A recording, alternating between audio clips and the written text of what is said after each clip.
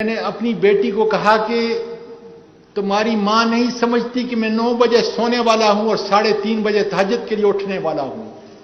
सारी जिंदगी मैंने इसके साथ गुजारी है और इसको पता नहीं कि चंद दिन पहले 13 अक्टूबर की सुबह को जो मुझे उठा के ये जालिम ले गए, उस वक्त मेरी वीडियो बनाई।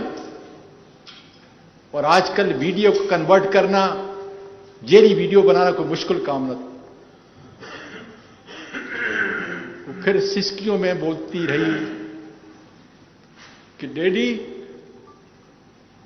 ये किसी और की नहीं है,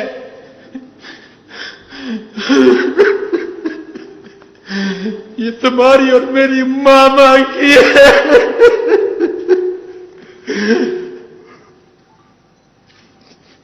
मैंने कहा बेटा ये कैसे मुमकिन है?